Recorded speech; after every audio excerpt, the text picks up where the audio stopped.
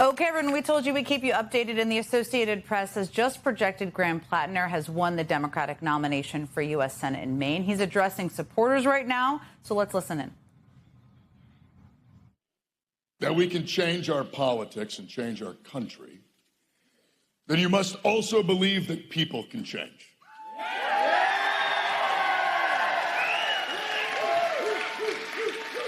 And the reason I believe that is because I have lived it.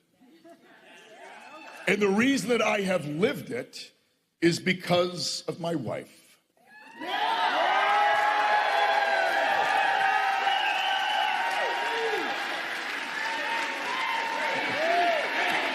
Amy, Amy, Amy, Amy, Amy, Amy, Amy. Amy Jane, you are my best friend and the love of my life. And thank you.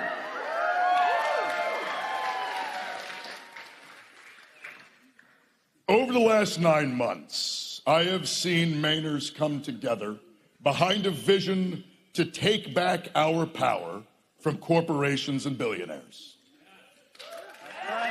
I love every single one of you, everyone who has shown up at a town hall, who has knocked on a door, who cast their vote, not for me, but for a vision of a life in Maine that you can afford.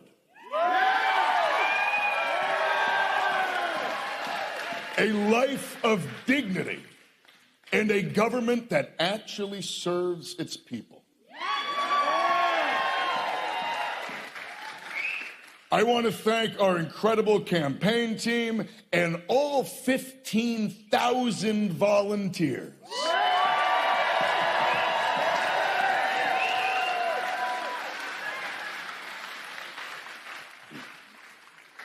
You have built the most powerful grassroots movement in the history of this state. This is because of you. And when we finally defeat Susan Collins,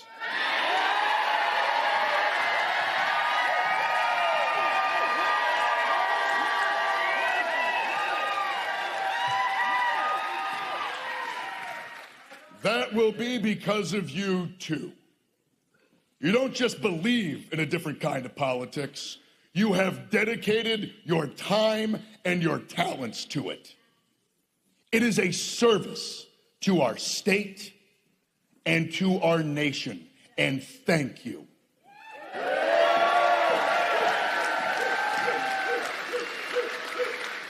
I also want to thank Governor Janet Mills for a lifetime of service to a state that we both love. We are eternally grateful.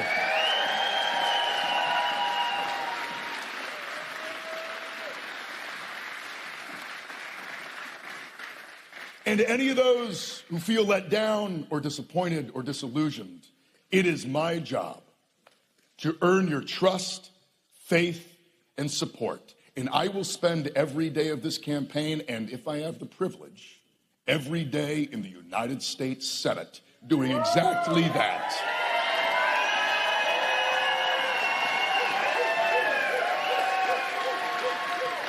It is deeply humbling to stand here as your Democratic nominee.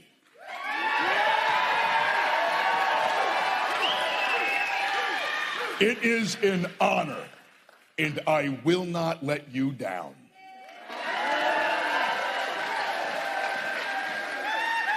Until recently, I thought that harbor master would be the height of my political career. It now appears that things have changed. But it's funny, this morning was a normal one. I woke up in my home, just a few doors down from the house I grew up in. Amy and I shared a pot of coffee. We walked our dogs on the same road that I've spent most of my life on.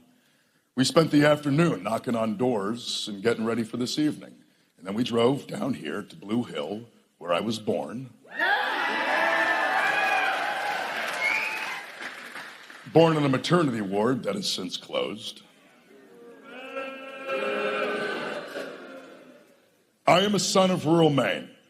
I was a kid who picked blueberries under the July sun And then one day, I was a kid who signed up and left to fight for his country. And when I returned, I carried with me the weight of forever wars and the struggle and the alienation that came with it.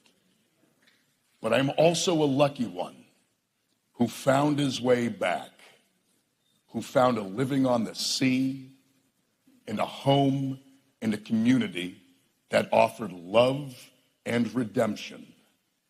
Redemption is not just some simple or easy destination. It's a journey.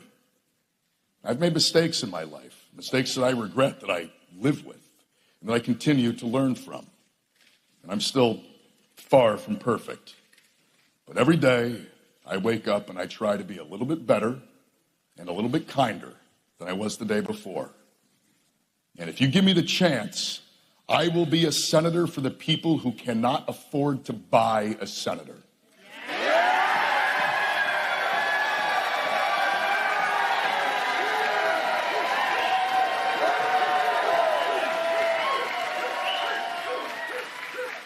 I will stand up for you and against billionaires and greedy corporations.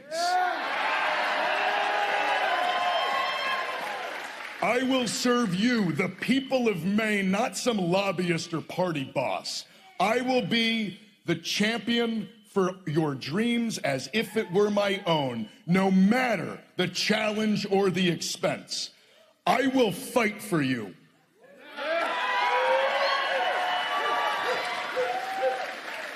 I have been willing to die for my country. There is nothing that I will not do for the state of Maine.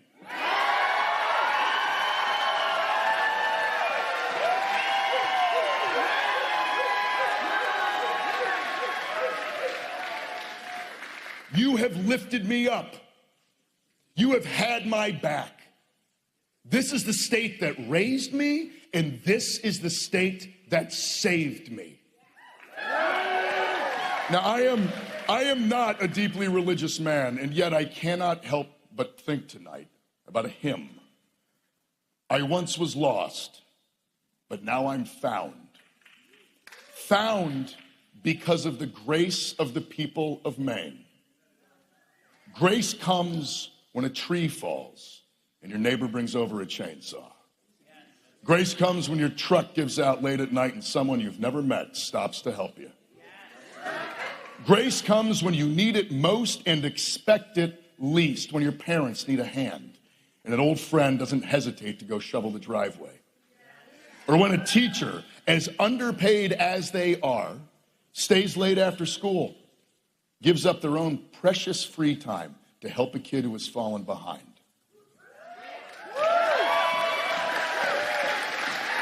Grace is not inevitable, but here in Maine, sometimes it feels like it is.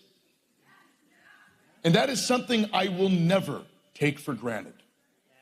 It is a mighty gift, and one that I am committed to extending outwards.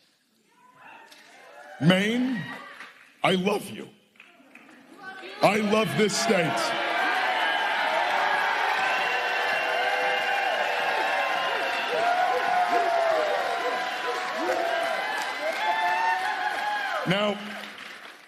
Now the national pundits, the political establishment, they keep looking for that one story, that one headline, that one moment in my life that they can define the campaign by. But in trying so hard to understand me, they failed to understand that this is not about me at all.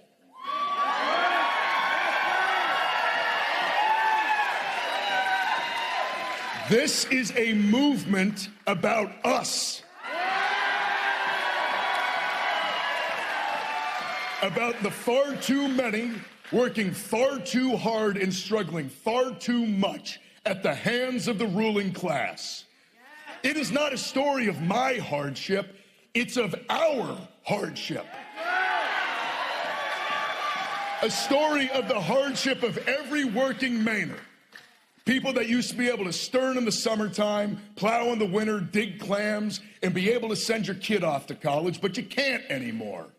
Because that hard work, it isn't enough now. This story the story of this campaign, is not about how the political establishment counted me out. It's about for how far too long the political establishment has counted out the voices of every single person without the money to buy influence. But they don't know Maine.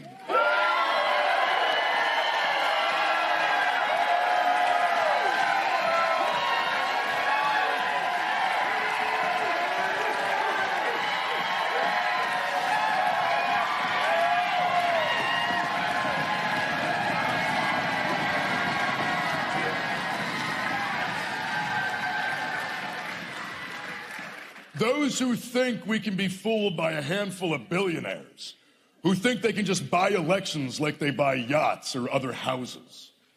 But they don't know Maine. We will continue to show up for one another. We will be the people that fight for each other in the places that we love. We are ready for change.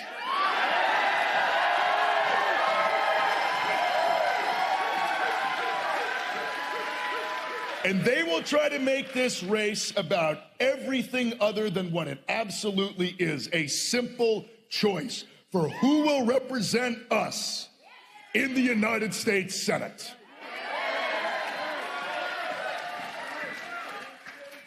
Susan Collins may have started her career decades ago in Washington with good intentions, but she has become just as spineless and corrupt as the establishment she now serves. She got elected promising to protect Roe versus Wade, only to turn around and put a justice of the Supreme Court who overturned it. She lied to us. Susan Collins has used her privilege and power to funnel $60 million in federal contracts, $60 million of our tax dollars, to her lobbyist husband. If that's not corruption, I don't know what is. Susan Collins has gotten 21 times wealthier just in the last 15 years. Has anybody else gotten 21 times wealthier since Susan Collins was elected to office? Does Maine have 21 times the schools and hospitals? No. We have less. Susan Collins is getting rich while we're getting screwed. The last time she ran for office, she received more money from private equity than any other member of Congress, including some of the same private equity companies that shuttered the mills here in Maine. And ever since then, she has stood by and done nothing while they have bought up nursing homes, local businesses, the last of the houses we could afford, stripped our communities for parts. Hell, they bought the Boston Red Sox. And Susan Collins has never met a war she didn't like. She's been supporting endless wars since I was a teenager, and I know I had to fight in 2 of them. Senator Collins, I got blown up while you handed out billions of dollars to defense companies that invest in you. Sorry, that you're invested in. You and your friends profited, and my friends died. Susan Collins has voted to send billions of our taxpayer dollars to fund other people's wars. Susan Collins, how do you justify closing hospitals in Maine while using our tax dollars to destroy them halfway around the world?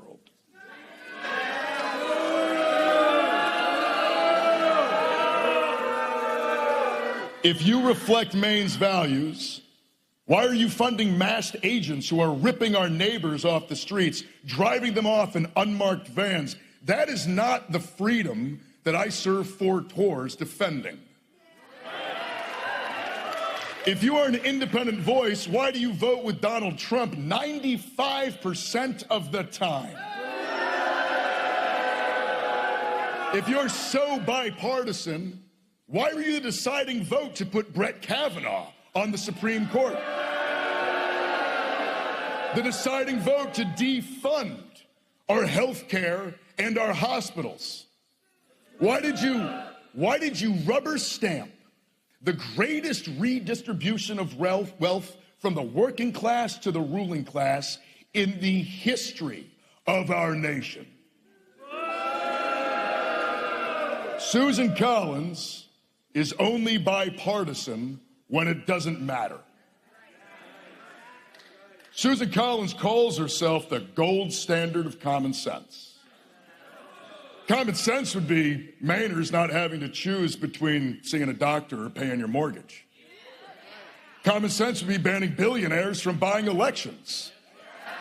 And it would also be giving workers the same seat at the table as CEOs. Common sense would be a minimum wage that's a living wage.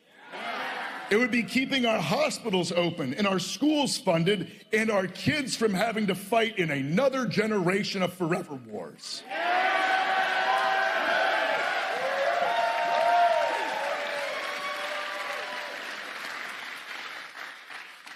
Common sense would be releasing the Epstein files.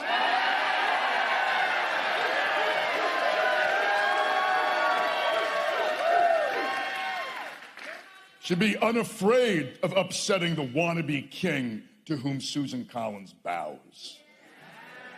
Susan Collins said she would only serve 2 terms.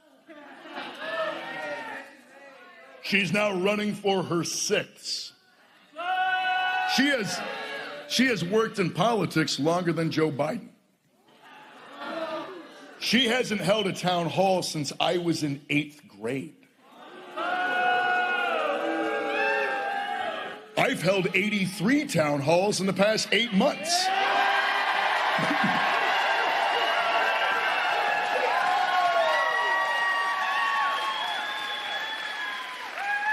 What are you trying to hide, Senator Collins?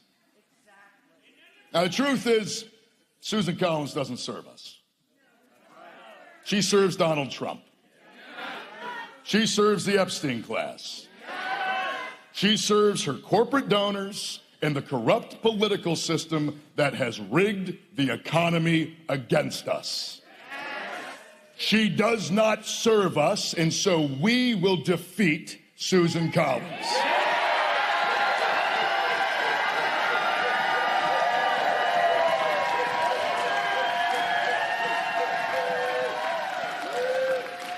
We will take back this Senate seat. We will take back our power. And when we do, I want you to imagine what it will feel like when we hold Trump and his criminal enterprise to account. When we end prescription drug price gouging. When a trip to the grocery store, to the gas station, doesn't break the bank. When everyone who was born in Maine, raised in Maine, and who loves Maine can stay in Maine.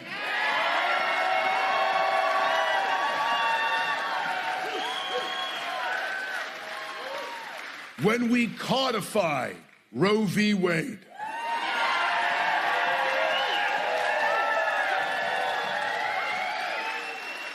When we pass Medicare for all.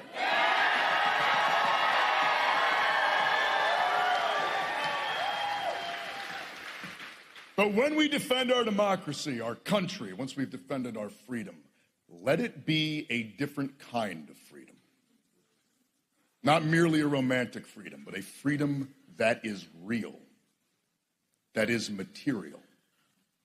The freedom to start a family, to raise your kids under a roof that is your own, with the promise of security and the guarantee of time. Time to build.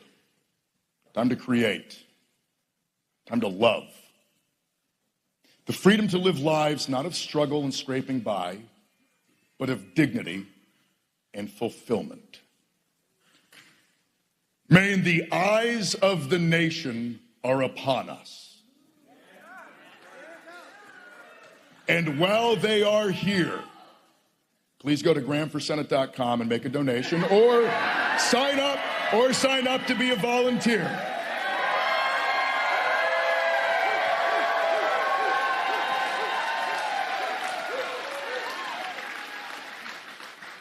There's an old saying, as Maine goes, so goes the nation. If you want to stop war with Iran and end the forever wars, if you want to give workers the raise they deserve, seniors the security they worked for, you want to bring back Roe v. Wade, as Maine goes, so goes the nation. If you want to stop a Trump family slush fund, their ballroom, their deals with Saudi princes and tech oligarchs, if you want to stop the corruption, as Maine goes, so goes the nation.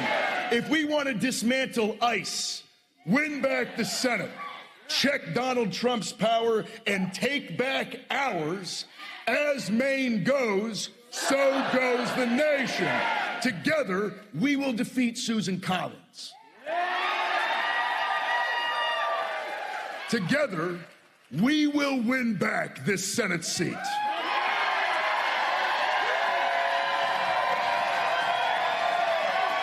You've been listening to Graham Platner addressing supporters after clinching the Democratic nomination for U.S. Senate in Maine.